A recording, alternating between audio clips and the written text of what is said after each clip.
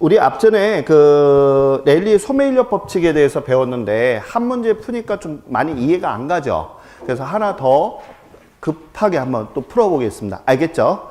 자, 문제 2번입니다. 자, A 도시와 B 도시 간에 C 도시가 있다라고 했고요. 밑줄 레일리의 소매인력 법칙을 이용하여라고 나와 있어요. 찾았어요? 네. 오케이, 그다음 밑줄. 그러면 자, 아까 우리 방금 전에 했던 자, 레일리의 자, 소매인력 법칙에 관련된 것이 머릿속에 딱 끄집어 나와야 되는데 맞아요?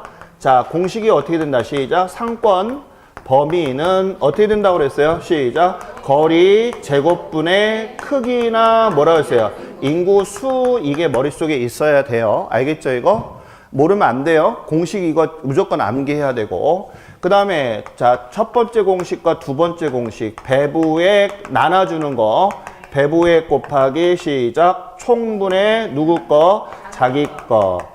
자, 이 공식 두 가지는 알면 이 문제 그냥 맞추고 나오는 거예요. 주는 문제니까 이건 맞춰야 돼 무조건. 알겠죠? 처음 공부하실 때 아마 다소 힘드실 건데 이 문제 어렵지 않아. 한 10번만 적으세요. 그러면 어렵지 않아. 그냥 쉽게 풀 수 있어요. 알겠죠? 자, 그러면 요것도 한번 제가 써볼게요. A하고 B가 있대. 알겠죠? 다시 A하고 누가 있대? B가 있대. 그 중간에 누가 있느냐 하면 C가 있는데 이런 얘기죠. 자, 그러면 A라는 쇼핑몰과 B라는 쇼핑몰이 있대. 이때 자, C가 A로 갈까 B로 갈까 고민하는 거죠 지금. 맞아요? 그래서 보니 자, A는 인구가 몇 명이 있대? 7만 명이 있고 그쵸? 자, B는 몇 명이 있대? 거기 42만 명이 있대. 자, 그쵸? 그 다음에 자, 거리를 보자 이런 얘기예요. 자, A서부터 C까지는 몇 킬로? 10km고 그쵸? 그 다음에 자, C서부터 B에는 몇 킬로? 20km야. 그쵸? 그러면 이제 이때 우리가 끌어당기는 힘 C를 자, A에서 또 B에서 끌어당기는 거에 대한 상권의 범위를 계산해보자 이런 얘기 아니겠어요? 맞죠? 그럼 우리 한번 공식 배운 대로 해요. 거리 제곱분의 뭐라고 그랬다? 시작. 크기 인구 수. 맞아요? 그럼 우리 한번 얘 한번 계산해볼까요? 자, 거리는 몇 킬로? 10km. 맞아요? 자, 자승이라고 그랬어요? 10을 몇 번 곱하라고? 두 번. 자, 그 다음에 인구수는 7만 명인 거 맞아요? 그러면 우리 계산기 잡고 한번 해볼까요? 10 곱하기 10 하니까 얼마 나왔어요? 시작. 100. 100 나왔어요? 그럼 이거 어떻게 계산하라고 그랬지? 시작. 7만 나누기 100. 그럼 이거 얼마 나왔어? 700, 7000. 700 나왔어요? 그럼 이 700을 우리는 뭐라고 한다? 시작. 상권 범위라고 했어요? 이해가요? 오케이. 그러면 이제 우리 B에 대한 상권 범위도 한번 계산해 볼게요. 자, 얘는 어떻게 돼? 거리 제곱이라고 했으니까 20에 2승. 맞아요, 이거? 그 다음에 인구는 42만 명. 이렇게 된 거죠? 그럼 이거 계산을 어떻게 해줘야 돼? 시작. 20 곱하기 20. 그러면 2는 4니까 400 나오나요? 그럼 계산기 잡고 42만 나누기 400 해줘야 되겠네. 얼마? 1050 물어봐야지. 자, 1050이라 함은 무엇을 뜻하는 말이에요? 상권의 범위예요. 내가 뭐를 계산했는데 뭔지도 모르면 계산하면 안 돼. 그러면 이제 우리가 무엇을 대답을 해야 되는가를 이제 알아야 돼. 자, 지금 물어본 것이 뭘 물어봤어요? 지금 인구. 아까는 우리 좀 전에 풀었던 문제는 인구 규모가 몇 명이 개 이렇게 물어봤죠. 근데 지금 요번에는 인구 비율에 대해서 물어본 거죠. 지금 비율이란 얘기는 몇 %개 이렇게 물어본 거죠. 그럼 아까 종전의 문제에서는 C에 대한 인구를 가르쳐 줬죠. 근데 요번에는 C에 대한 인구는 안 가르쳐 줬어. 그럼 이것을 어떻게 풀까 이런 얘기예요. 그럼 여기 봐요. 자, 요거 공식만 알면 돼. 지금 아까는 5만 명이라는 걸 가르쳐 줬지만 지금은 안 가르쳐 줬어. 그럼 요것만 가지고서 우리가 풀면 되는 거예요. 자, 그럼 여기 봐요. 총이란 얘기는 뭐야? 시작. A와 B를 뭐 한 거? 더한 거. 더한 거? 그럼 얼마? 시작. 1750분에 A는 700, B는 1050 이렇게 나온 거 맞죠? 그럼 계산기 잡고 700 나누기 1750은 이렇게 나오면 몇 퍼센트가 나오죠? 빨리 계산 한번 해봐요. 0.4가 나올 거예요. 그 다음에 그러면 자 우리는 1이 되니까 얘는 계산 하나마나 0.6이 되겠죠? 그럼 우리가 퍼센테이지로 이렇게 구하게 되면 여기다 곱하기 100을 해주는 거예요. 그럼 0.4 곱하기 100 이렇게 하게 되면 얘가 몇 퍼센트가 나온다? 40%로 바뀌어요. 알겠죠? 그 다음에 얘는 몇 퍼센트? 60%. 그러면 여기에서 인구 비율은 그러니까 자 C로 가는 비율은 몇 퍼센트? 40%가 간다는 얘기고 이쪽으로 쇼핑몰로 이쪽으로 가는 인원은 몇 퍼센트? 60%다 이런 얘기야. 이해 가요 이거? 이게 시험 문제예요. 어렵지 않죠? 어렵지 않아. 이거 어렵다고 하면 엄살이야. 그리고 잘 이해가 안 가시는 분들은 학업을 하도 오래돼서 했기 때문에 그런 거지 어렵지 않아요. 그러면 이거 어떻게 해야 돼? 자꾸 이해가 안 가시는 분들은 자꾸 반복 행위를 해야 돼. 알겠죠? 분명히 얘기하는데 시험은 내가 맞추는 거예요. 내가 모르면 내가 자꾸 노력을 해야지만 얻을 수 있는 것이지 그냥 사관하면서 입 쩍 벌리고 있으면 절대 얻어질 수 없어요. 알겠죠? 꼭 연습하시기 바랍니다. 자, 레일리 소매인력 법칙 머릿속에 담을게요. 상권의 범위는 공식 시작. 거리 제곱분의 뭐라 했다? 크기나 인구. 이해 갔어요? 물어볼게요. 상권의 범위와 인구수는 비례 반비례? 비례. 자, 거리 제곱과 상권은 뭐다? 반비례. 관계를 우리가 꼭 알아두셨으면 좋겠어요. 자, 그 다음에 거기 이제 그렇게 해서 봤고요. 컨버스 한번 들어가겠습니다. 컨버스. 자, 우리 컨버스에다 밑줄 좀 넣어주시고요. 이 친구는 컨버스에 대한 것도 한번 볼까요? 자, 얘는요. 지금 레일리에 대해서 소매인력 법칙에 대해서 구체화시켰던 애예요. 즉 무슨 얘기냐 하면 잘 봐요. 지금 레일리는 여기에 몇 퍼센트 간다고 그랬어요? 40%라고 했고 여기는 60%가 갔다고 얘기를 했죠? 즉 레일리는 about 개념이에요. 약 이 정도로 갈 것이다 라고 얘기를 한 것이고 중심지도 약 이 정도에 될 것이다 라고 얘기를 한 거예요. 정확도가 어때? 떨어져. 그래서 컨버스가 뭐라고 하냐면 선배님이 이 소매인력 법칙을 만드신 거는 훌륭한 업적인데 제가 이것을 좀 더 고쳐서 정확하게 40%가 아니라 4239명 이렇게 딱 부러지게 알겠죠? 그렇게 해서 만들겠다는 거야. 그러니까 얘는 정확해 안 정확해? 정확해. 이것을 만든 사람이 컨버스야. 근데 얘가 공식을 잠깐 보니 어떻게 됐다? 자, A서부터 자 B에 대한 뭐냐 하면 거리야. 거리.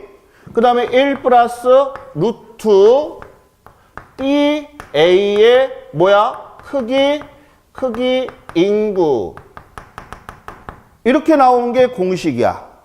이 공식을 제가 물어보니까 루트가 나왔어. 막 놀래. 걱정하지 마요. 오히려 더 쉬워. 알겠죠? 자, 그럼 여기 펜 놓고 여기 잠깐만 봐요. 저는 공식을 외울 때 이렇게 외웠어요. 자, 잘 봐요. A, B 하고 B에서 끝났죠. 자, 올라갔어. A, B. 자, 우리 손잡고 가. 그래서 A, B 하고 B가 끝났잖아. 내려올 때 B, A. 됐어요? 자, 시작. A, B, B, A. 그 다음에 자, 인구 거리가 뭐 했어? 뒤집어졌죠? 자승이 없어지면서 루트로 된 거예요. 그래서 레일리의 소매인력 법칙을 뒤집어서 계산한 친구예요. 역발산을 한 거예요. 어떻게 보면. 그래서 이 친구가 학회에서는 상당히 인정을 받아요. 왜냐하면 정확하다라는 얘기예요. 얘는 about 개념, 약, 대략 이런 개념이지만 얘는 정확하게 따진 거예요. 그래서 도시 인구, 도시 거리를 잴 때 여기까지는 이 상권에 미친다라고 본 거예요. 그래서 전단지를 뿌릴 때 정확하게 몇 킬로까지는 차를 타고서 가서 여기까지만 뿌려라고 얘기를 한 거예요. 무슨 얘기인지 갔나요? 그러니까 얘는 정확한 거야. 그래서 인정을 받는 거예요. 그러면 자, 거기 문제 하나 빨리 풀고 어려운 문제 아니라고 그랬어요. 알겠죠? 한번 빨리 풀어보겠습니다. 자, 잘 봐요. 어떤 도시 쇼핑센터에 A하고 B가 있다. A 쇼핑센터에 A하고 그 거리는 8km다라고 나와 있죠. 여기 봐요. 그러면 여기 공식 한번 해볼게요. A서부터 B까지 가는 거리가 몇 킬로라고요? 8km래. A하고 B 거리 알겠죠? 그러면 1 플러스 루트 씌워야 된다고 그랬죠. 그죠? 그러면 자, BA라고 했죠 아까? 자, 그러면 이제 크기나 인구수나 면적이 분명히 나올 거야. 그러면 거기 뭐라고 나오냐? B의 면적은 9,000평방미터이고 있어요? 그러면 제가 여기 BA 적으라고 그랬죠? 그럼 여기는 9,000평방미터이고 그죠? A는 몇 평방미터? 1,000평방미터이었을 때에 이런 얘기죠? 이했을 때에 자, 상권의 범위는 어떻게 되겠느냐? 이런 얘기예요. 경계선은 어떻게 되겠느냐? 이런 얘기거든요. 그럼 여기 잠깐 펜 놓으시고 여기 주먹. 자, 이제 계산기 옆에다 놓고 저랑 이거 계산하는 거 봐요. 제일 쉬워, 제일 쉬워. 사실은 이게. 이거는 되게 복잡해. 상권의 범위를 계산하고 배부액도 계산하는 거잖아. 그죠? 근데 이거는 간단해. 자, 이거 하는 거 한번 해볼게요. 저랑 같이. 자, 먼저 이 루트라고 생각하지 말고 집이라고 생각해. 알겠죠? 집에 안에 있는 식구들 먼저 정리를 해주는 거야. 그래서 계산기 잡아요. 9,000 나누기 1,000. 그러면 얼마 나왔어? 9. 그러면 제가 여기 정리 한번 해볼게요. 1 플러스 루트 9. 루트 9. 그죠? 그러면 얘하고 더 하려고 그러는데 얘는 집 안에 들어가 있는 놈이고 얘는 집 밖에 있는 애잖아. 그러면 둘이 동등한 자격으로 만들어줘야 되는데 얘는 집 안에서 있는 놈이잖아. 그러면 동등하지 않죠. 그럼 얘를 어떻게 돼? 집 밖으로 빼서 내야 되겠죠. 그럼 얘를 집 밖으로 빼내려면 어떻게 되냐면 잘 들어요. 9 눌러. 9 눌렀어요? 하고 계산기에 보면 루트키 있죠. 찾았어요? 루트키 없는 계산기 없어요? 다 있어요? 9 누르고 루트키 눌렀어요? 눌렀죠? 그럼 얼마 나왔어? 3 나왔어요? 그러면 이제 3이 되는 거야. 됐어요? 어려워요? 다시 한번. 이거 어떻게 계산한다고? 다시. 이거 먼저 저랑 같이 계산 시작. 9,000 나누기 1,000. 그러면 루트 9가 나왔네? 어? 그러면 1 플러스 루트 9는 얘하고 같지 않잖아. 얘 집 밖으로 벗겨내려면 어떻게 해주라고? 9 누르고 루트 눌러야 돼. 알겠죠? 그랬더니 얘가 뭘로 변했어? 3으로 변한 거 맞아요? 그러면 1 더하기 3은 얼마야? 4. 위는 8.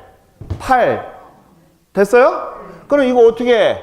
8 나누기 4 하는 거 맞죠? 어? 이렇게 되는 거 맞아요? 그러면 경계선이 0서부터 시작해서 8km라고 했을 때 자, 중심지는 어디야? 경계선은 2km 지점이다.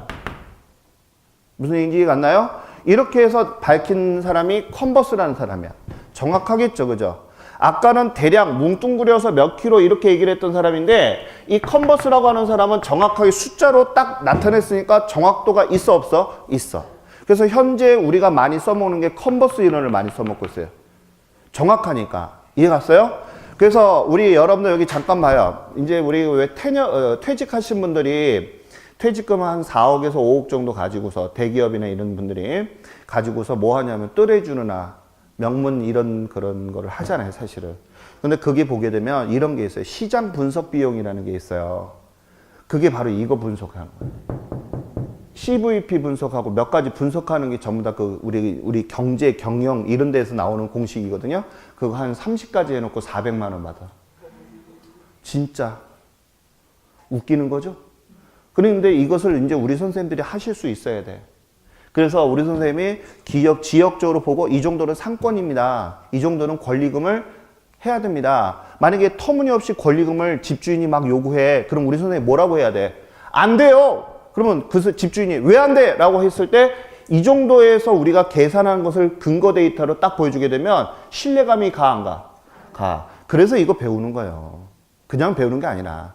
무슨 얘기인지 알죠? 그럼 집주인 아무 얘기 못 한다니까? 지가 쓸데없이 아집 부린다는 얘기잖아. 그죠? 상권 왜 배웠는데 상권의 범위가 어떻게 나오는 건데? 라고 했을 때 우리 선생님이 공식 같은 거 나중에 우리 선생님 책 버리지 않을 거 아니야. 기본서하고. 버려 안 버려? 책거리 한다고 다 버리면 안 돼. 알겠죠? 그러면 안 돼. 버리지 마시고 다 보시면서 나중에 이러해서 계산하는 거예요. 뭔가 전문가적인 냄새를 해줘야지. 우리 전문가 아니야. 맞아요, 안 맞아요? 그래서 이거 배우는 거예요. 이해 갔죠? 자, 오케이.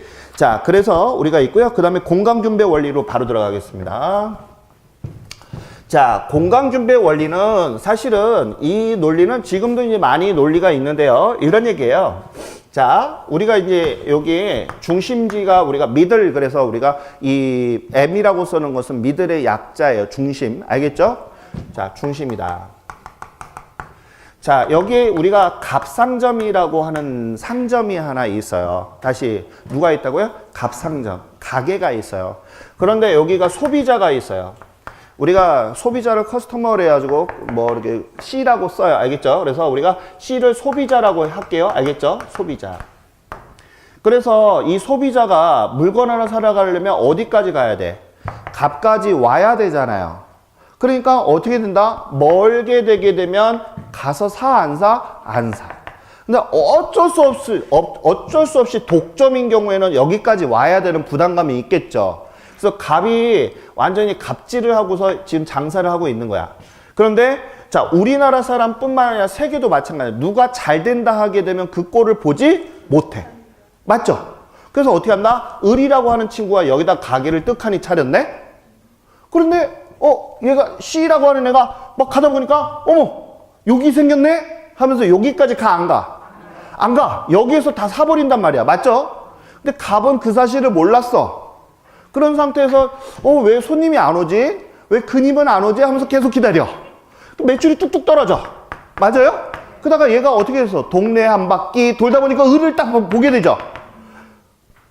열 받죠. 그러면 이때 우리 선생님이 갑이라면 어떻게 해야 되겠어? 1. 사업을 접는다. 알겠죠? 2. 새로운 마음을 가지고 여기다가 뭐 한다? 점포를 이전한다. 알겠죠? 그럼 어떻게 하셨으면 좋겠어? 사업을 접는다. 아니다. 여기로 이전한다. 맞아요? 오케이. 여기다 이전해. 갑, 다시. 이렇게 해서 새로운 점포가 형성이 돼. 알겠죠? 그랬더니 C가 거기다 여기 또 생겼네? 그래서 여기를 안 가고 여기로 오겠죠? 인간은 간사하거든. 가까운 게 좋은 거잖아. 맞아요?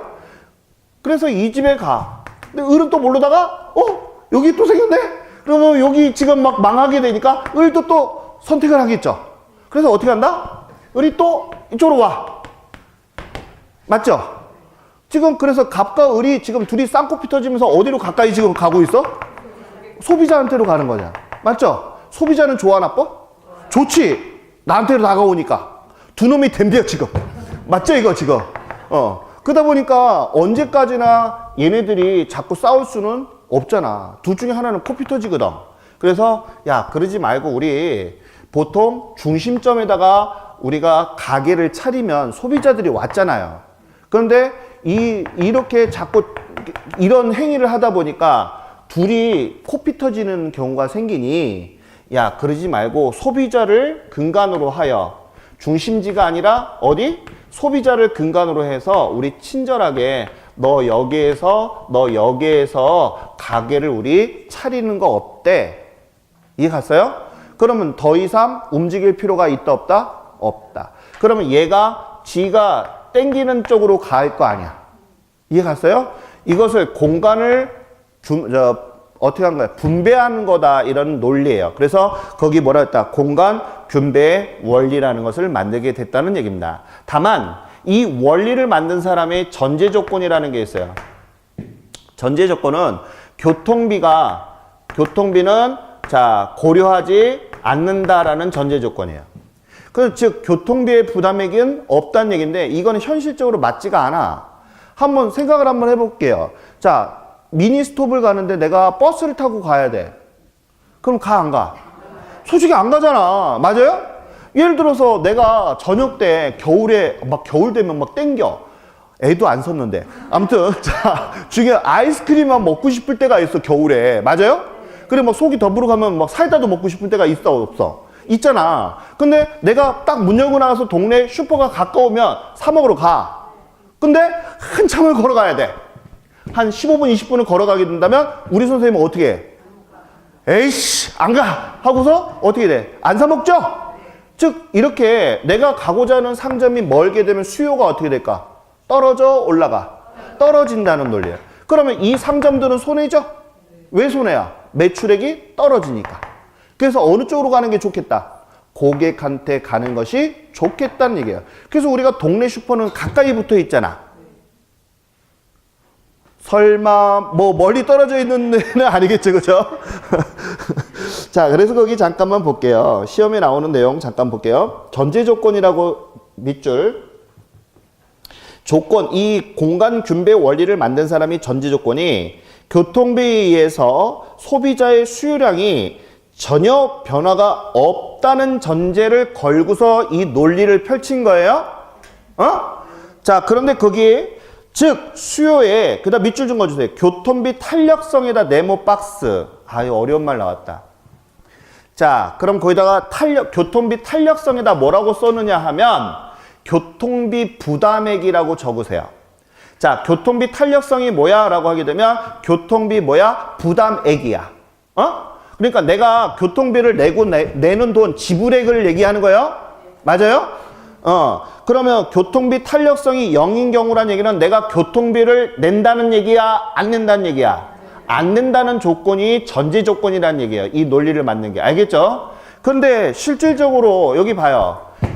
자, 교통비가 안 들어가는 게 어딨어. 교통비가 발생을 하지. 그러니까 현실적으로 이거는 잘 맞지 않아. 그래서 가끔 이 문제는 어떻게 하냐면 오지선다형이 지문으로 나오는 문제이기 때문에 무시할 수는 없지만 알아둬야 돼. 알겠죠? 그래서 거기 봐봐요. 제가 그런 얘기를 써놨어요. 현실적으로 수요의 교통비 탄력성이 0보다 크기 때문에 이런 얘기는 뭐야? 교통비 지불액이 발생을 한다는 얘기죠? 발생을 하기 때문에 밑줄. 교통비 부담이 커질수록, 교통비 부담이라는 얘기는 내가 지출하는 금액이 클수록 수요량이 어떻게 돼? 감소된다는 얘기가 뭐야? 아까 제가 그래 귀찮으니까 안 사 먹는다고 그랬죠? 그러니까 안 사 먹으니까 매출도 줄잖아. 맞아요? 감소하기 때문에 두 점포 모두 불리하다 밑줄. 불리하다는 얘기는 둘 다 손해보는 거죠? 그러니까 어떻게 돼? A의 값과 을이 어떻게 되겠어? 고객한테로 다가가겠네? 맞아요? 그래서 그렇게 다가가는 것을 우리는 분산 입지한다라고 하는 거야. 자, 이렇게 고객한테 가는 것을 우리는 뭐라고 한다? 시작! 분산 입지한다. 자, C를 고객으로 해서 퍼져 있다는 거예요. 분산이라는 얘기는 퍼진다는 뜻이에요. 알겠죠? 다시 분산이라는 얘기는 나눌 분자 이런 얘기거든요. 고객을 상대로 해서 퍼져서 입지한다는 얘기는 퍼져서 가게를 차린다는 뜻이에요. 무슨 얘기인지 같죠? 자, 이런 형태가 돼버린다는 뜻입니다. 그래서 여기서 M에서 헤어져서 이런 얘기 나와 있죠? 그럼 여기서 M이라고 하는 것은 뭐야? 미들, 중심을 얘기하는 거예요. 중심지에서 벗어나서, 아까 우리가, 여기 봐요. 아까 중심지, 저차 중심지, 고차 중심지 배웠던 거 기억나죠? 그래서 아까는 중심지에 머물렀지만, 알겠죠? 이런 동네 미니스톱 같은 경우는 중심지에 있는 게 아니라 동네 소비자들이 많이 사는 데를 지네들이 찾아가서 오픈을 해야 되잖아. 그러면 중심지에 있는 게 좋겠어? 아니면 이렇게 분산 입지하는 게 좋겠어? 이 논리가 공간 균배 원리라는 뜻이에요. 이해 갔나요? 그래서 시험에 많이 나오는 게 결론 나와 있죠. 결론에다 별표 2개. 요 문제가 시험에 오지선다형이 지문으로 잘 나오는 거야.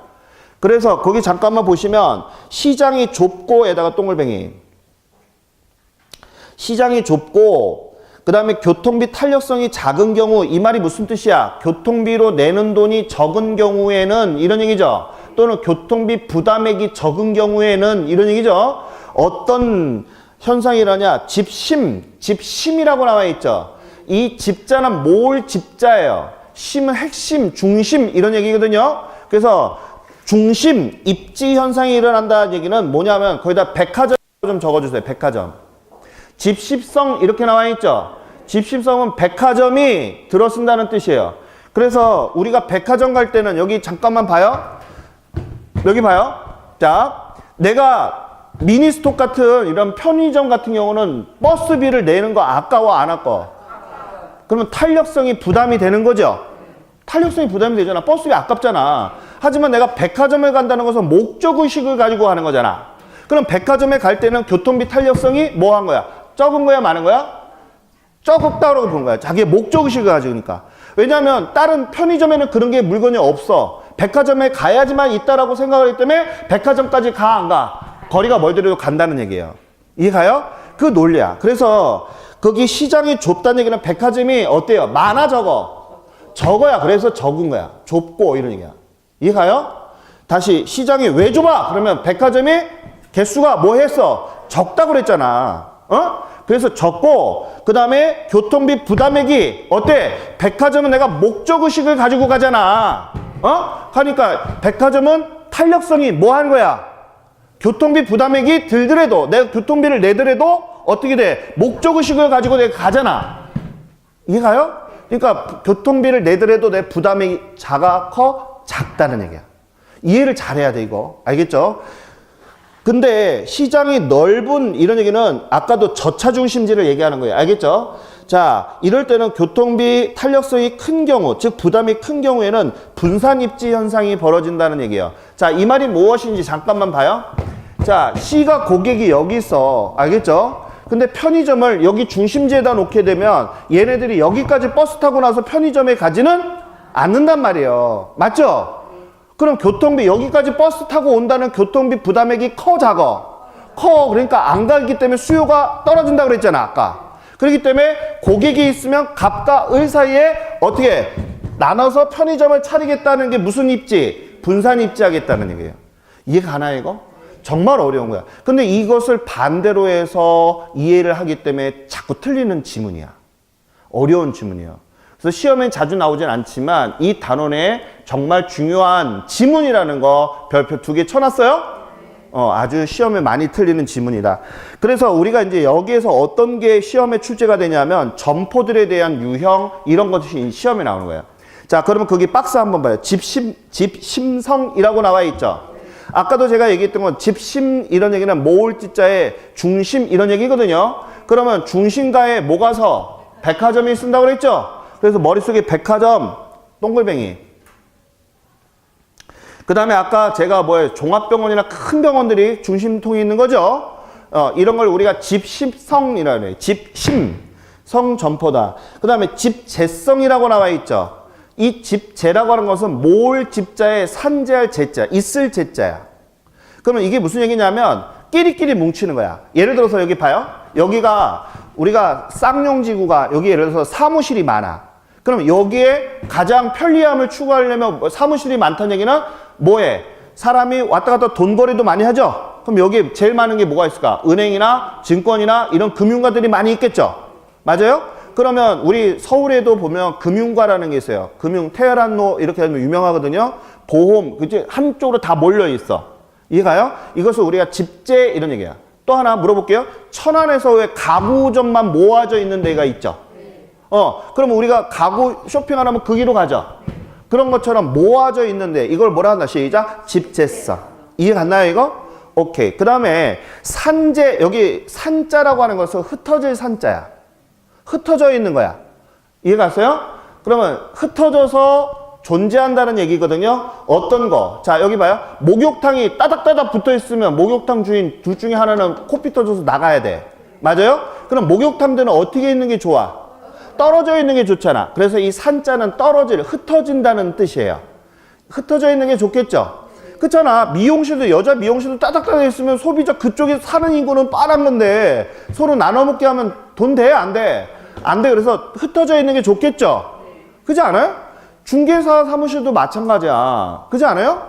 따닥따닥 붙어 있어 10군데가. 그러면 거기 만약에 예를 들어서 2000세대다. 그러면 2000세대 가지고서 10군데 중개업소가 있으면 나눠 먹기잖아. 돈 돼? 안 돼? 안 되거든. 무슨 얘기인지 갔어요? 자, 그래서 흩어져 있는 게 좋다. 그러면 시작. 산재성. 그 다음에 국부적 애답 있죠. 국부적이라고 하는 것은 나라 국자가 아니라 뭐라고 그랬다, 그게? 국한돼 있다, 이런 얘기죠. 그래서 어디 한쪽에 쏠려서 있는 거야. 그래서 우리 어떤 거를 예를 들어 보면 이런 거야. 자, 여기 봐요. 우리 왜 사람 죽으면 비석 세워놓죠? 이런 돌 깎는 데는 어디 보통 많이 있어요? 무덤가 쪽에 많이 있잖아요. 맞아요? 지역적으로 국한돼서 있는 거 맞죠? 이런 것을 우리가 국부적 점포다, 이런 얘기를 해요. 그래서 뭐 철공이나 뭐 비료 뭐 이런 것들 얘기하는 겁니다. 알겠죠? 그 다음에 또 거기 봐게요. 상품의 종류에 따른 분류 잠깐 좀 보겠습니다.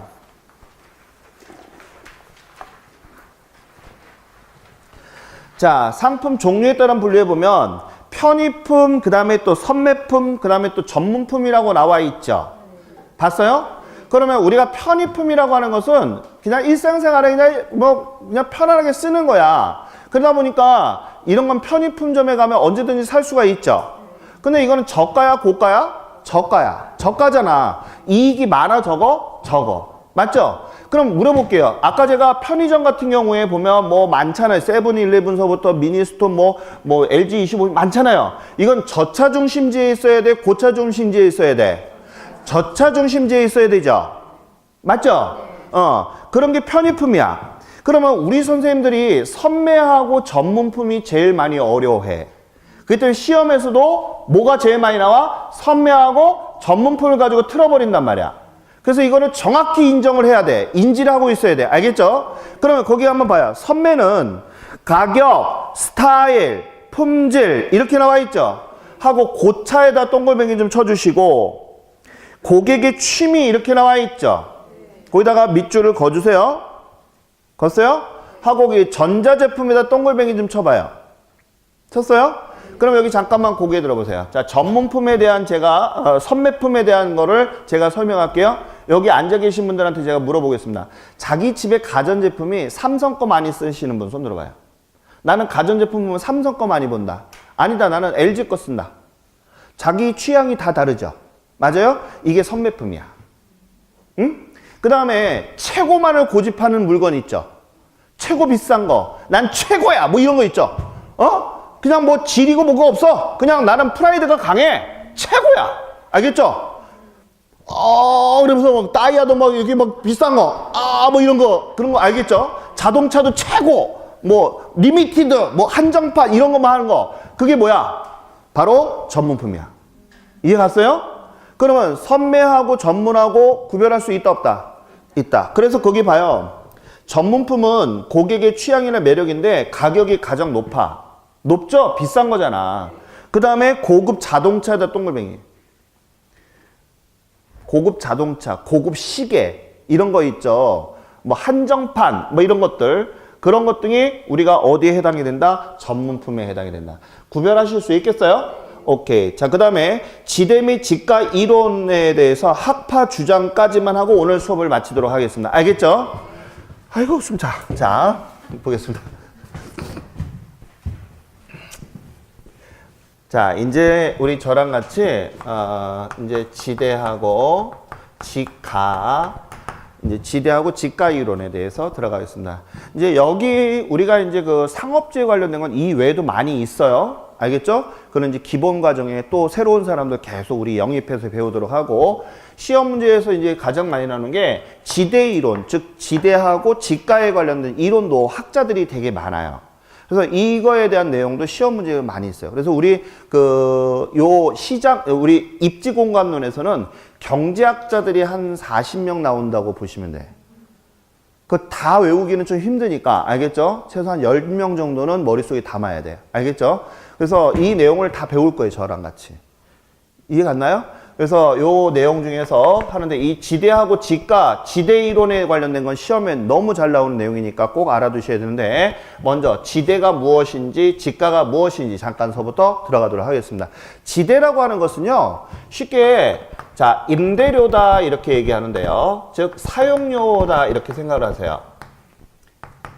자, 그러면 무엇에 대한 사용료입니까? 라고 하는데요. 자, 토지에 관련된 이런 얘기예요. 토지를 사용하고 내는 돈, 이걸 우리는 뭐라 한다? 시작. 지대라고 해요. 지대. 그럼 물어보겠습니다. 내가 만약에 예를 들어서 12월 1일서부터 12월 31일까지 땅을 빌려 쓰고 내는 돈이란 얘기잖아요.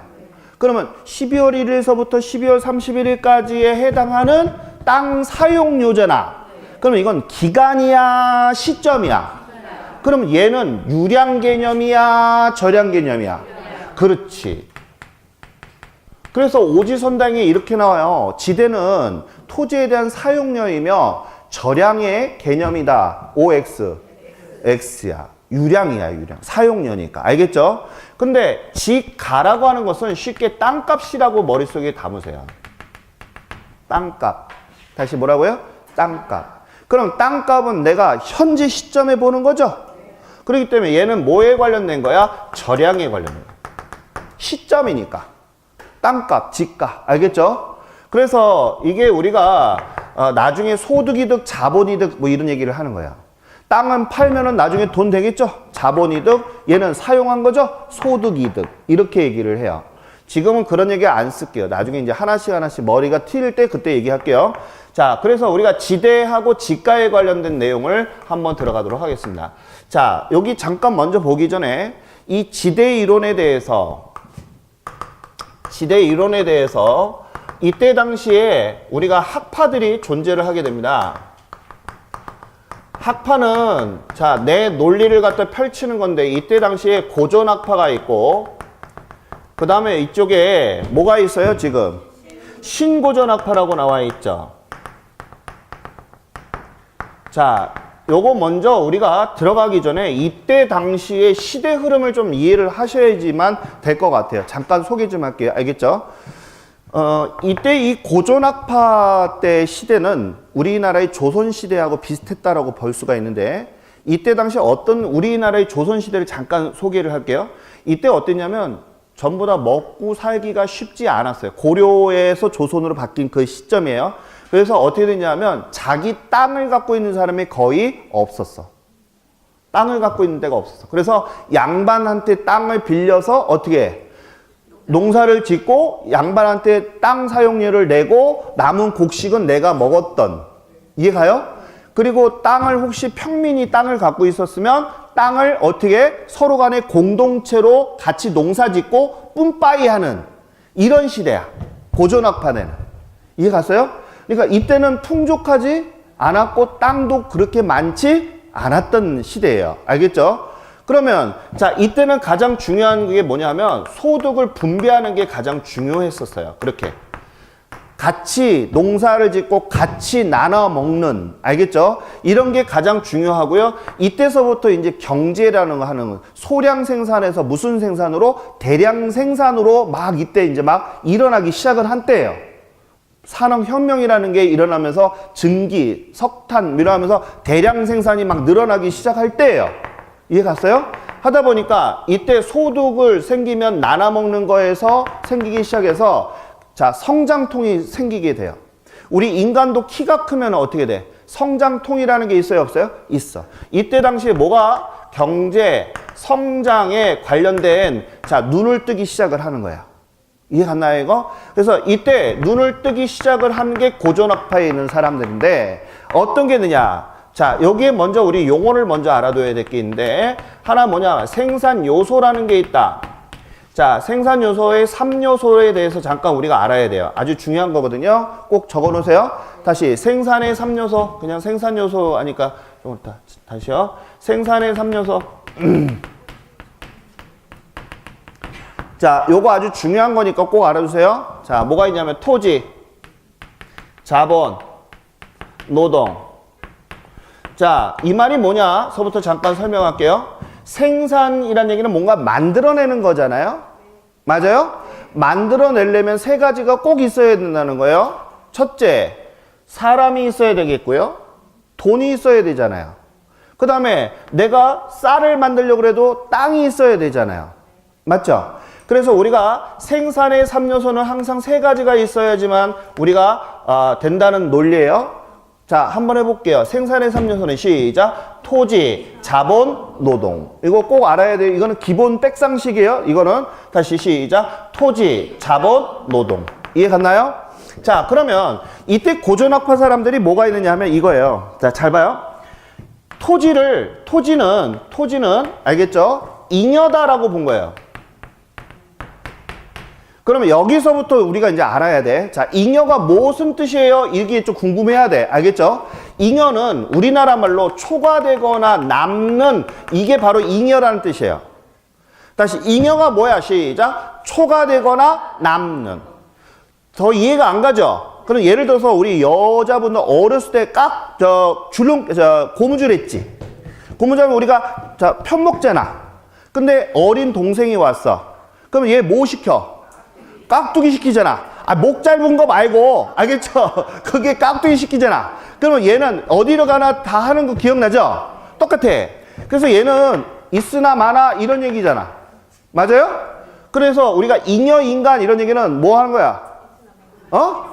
있으나 마나 쓸모없는 인간은 잉여 인간이라는 거야? 잉여 인간, 내가 잉어래. 이렇게 하면 안 돼. 알겠죠? 자, 그러면 여기서 봐요. 자, 이 말은 뭐냐면 이런 뜻으로 본 거야. 자, 잘 봐야 돼요. 자, 사람의 인건비 100원을 줬어. 근데 내가 씨를 뿌렸어. 쌀을 뿌리려면 돈이 있어야 되잖아.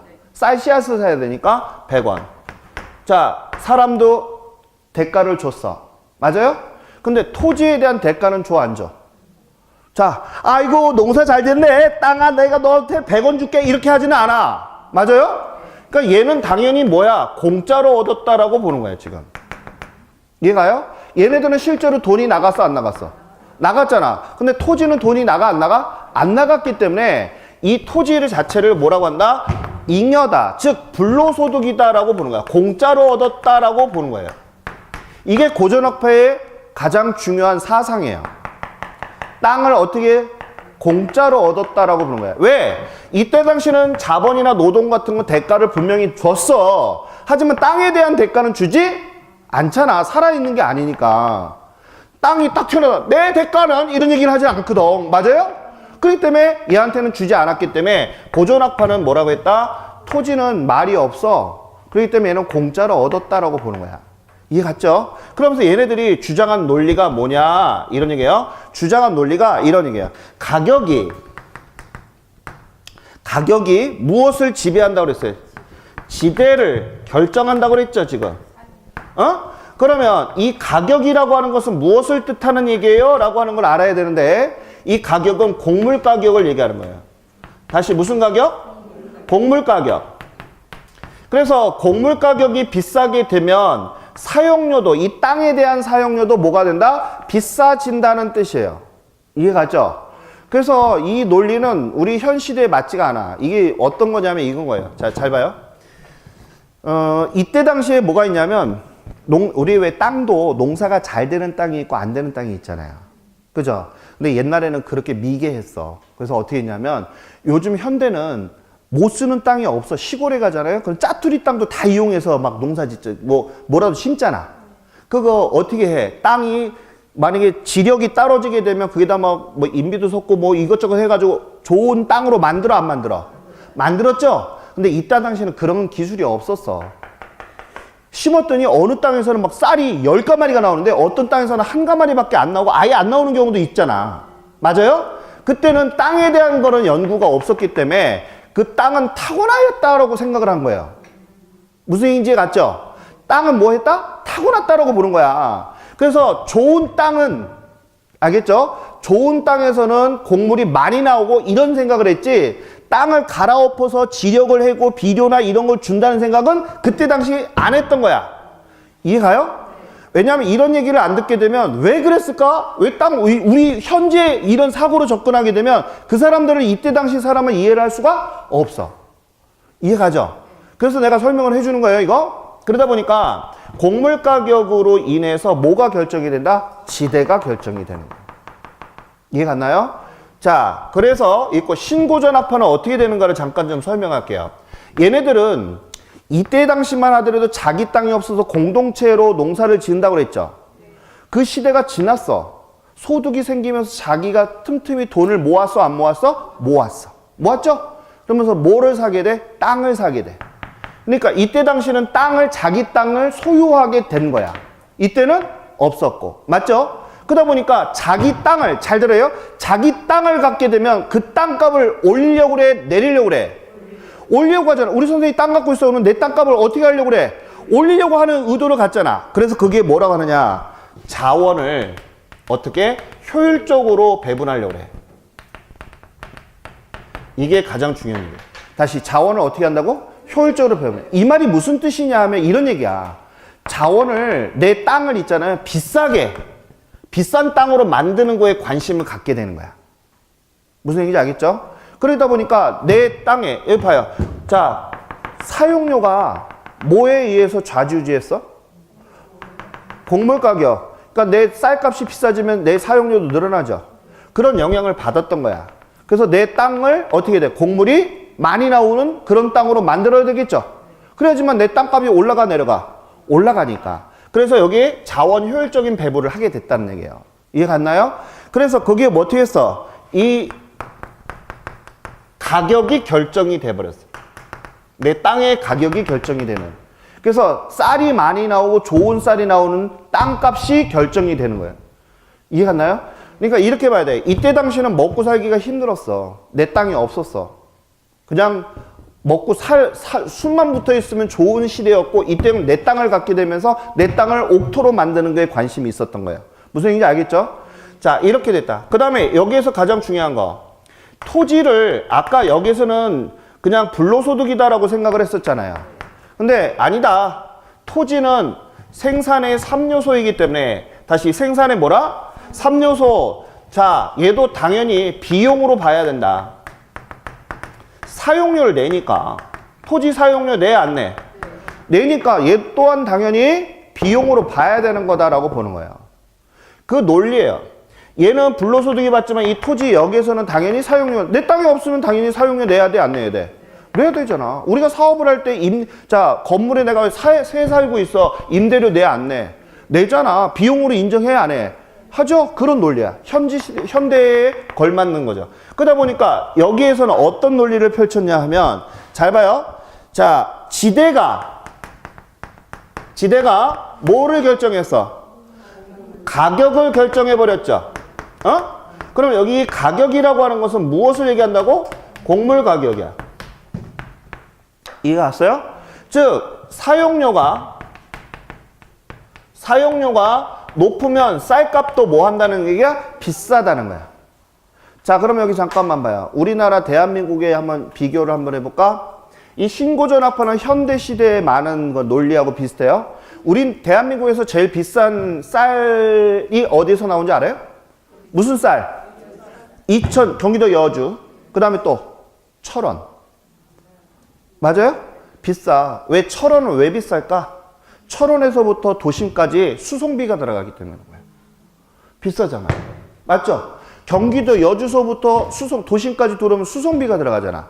맞죠? 그러면 전라도나 뭐 충청도나 이런 쌀은요, 들어가긴 하지만 그 땅이 옛날서부터 유명한 인지도 차이잖아요. 맞죠? 그래서 자, 땅을 어떻게 사용하느냐에 따라서, 사용료를 얼마큼 내느냐에 따라서 곡물 가격도 달라진다는 얘기. 그래서 시험에 요거 가지고서 헷갈리잖아. 우리가 다른 건 이해를 했어. 근데 요거 가지고 많이 헷갈리잖아 지금. 맞아요, 안 맞아요? 헷갈리죠? 그래서 오지선다형에 쓱 들이미는 거야. 그래서 이것 때문에 틀리고 나오는 거야. 이해 갔죠? 그럼 이걸 외워야 되는 방법이 있잖아. 그럼 어떻게 해야 될까? 이런 얘기야. 그래서 자, 제가 유치하지만 이렇게 외우고 끝내겠습니다. 알겠죠? 자, 고전학파야. 응? 우리 다음 시간에 이제 고전학파들 사람들 배울 거예요. 알겠죠? 자, 고전학파죠? 가격을 이에서 지대가 결정이 된 거 맞아요? 그래서 고, 가, 지. 고까지. 이상하게 생각하면 안 돼. 야, 고까지, 야, 땅, 고까지. 이런 얘기예요. 알겠죠? 땅이 비싸지. 이런 얘기예요. 그럼 오르 땅이, 그러니까 신, 지, 가가. 알겠죠? 새로운 땅이, 땅값이 이런 얘기예요. 알겠죠? 야, 그 땅, 대땅 비싸. 어느 땅인데? 신땅, 새롭게 만든 땅. 이런 얘기예요. 제 땅을 그렇게 만들었어요. 그래서 머릿속에 어떻게 한다? 시작. 고까지, 신, 지가가. 알겠죠? 다시 뭐라고? 시작. 고까지, 신, 지가가. 알겠죠? 아휴, 먹고 살기 힘들어. 아무튼 자, 오늘 여기까지 했고요. 다음 시간에는 농용지 이론서부터 들어갈 거예요. 알겠죠? 자, 오늘 여기까지만 하겠습니다. 수고했습니다. 예.